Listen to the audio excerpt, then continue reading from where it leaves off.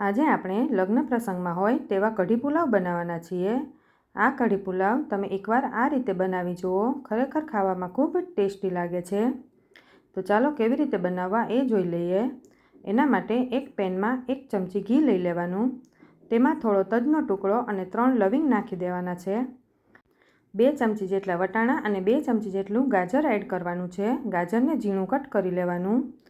પછી 1 લીલું મરચું અને થોડા કાજુને ટુકડા કરી દેવાના છે। હવે તેને આપણે ઘીમાં 2 મિનિટ સાંતળી લેવાના છે।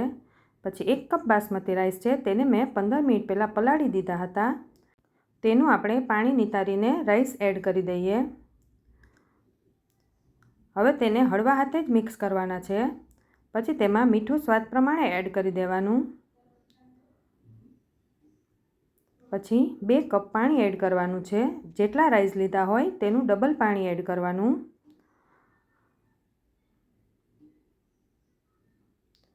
પછી આપણે તેમાં થોડી એવી ખાંડ એડ કરવાની છે। ખાંડથી રાઈસ ગળ્યા પણ નહીં થાય અને ટેસ્ટ એનો ખૂબ જ સરસ લાગશે।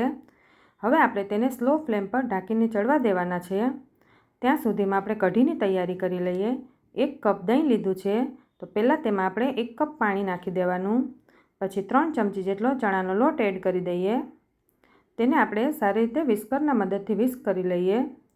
તમે અહીંયા બ્લેન્ડર પણ યુઝ કરી શકો છો। સારી રીતે મિક્સ થઈ જાય પછી આપણે પાછું અડધો કપ પાણી એડ કરવાનું છે। હવે આપણે કઢીનો વઘાર કરવાનો છે, તો તેના માટે 2 ચમચી ઘી લેવાનું છે। પછી તેમાં રાઈ અને જીરું નાખવાના। પછી થોડા મેથીના દાણા નાખવાના। કઢીમાં મેથીના દાણાનો સ્વાદ સારો આવે છે। પછી હિંગ, તજ, લવિંગ અને લાલ સૂકા મરચાં નાખી દેવાના। મીઠો લીમડો નાખી દઈએ। પછી 2 લીલા મરચાં અને થોડું આદું છીણીને નાખી દેવાનું છે। હવે તેને આપણે ઘીમાં સારી રીતે સાંતળી લઈએ। પછી આપણે જે બેટર બનાવ્યું હતું એ એડ કરી દેવાનું છે। બાઉલમાં થોડું પાણી નાખીને મેં એ પણ એડ કરી દીધું છે। હવે તેને સારી રીતે મિક્સ કરીને 1 લીંબુનો રસ એડ કરી દઈએ। જો છાશ ખાટી હોય તો તમે લીંબુ ન નાખો તો પણ ચાલે। મીઠું સ્વાદ પ્રમાણે એડ કરી દેવાનું। કઢી આપણી ગરમ થાય છે ત્યાં સુધીમાં આપણે રાઈસ પણ જોઈ લેવાના છે સાઈડમાં। રાઈસમાં પાણી સહેજ પણ નથી અને રાઈસ આપણા એકદમ છૂટા એવા થઈ ગયા છે।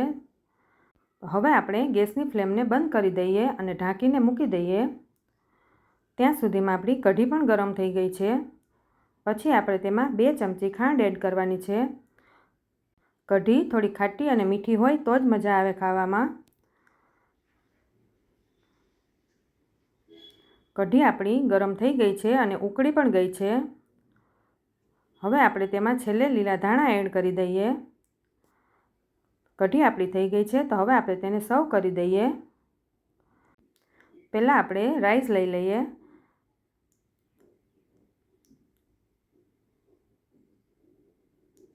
રાઈસ આપણા એકદમ છૂટા અને સરસ બન્યા છે।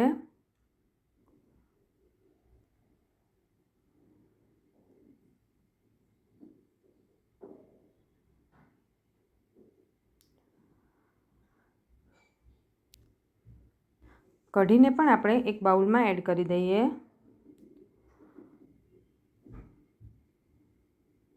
આ કઢી પુલાવ ખાવામાં ખૂબ જ સરસ લાગે છે।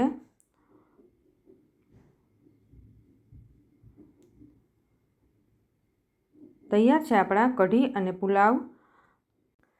તમે પણ ઘરે જરૂરથી ટ્રાય કરજો।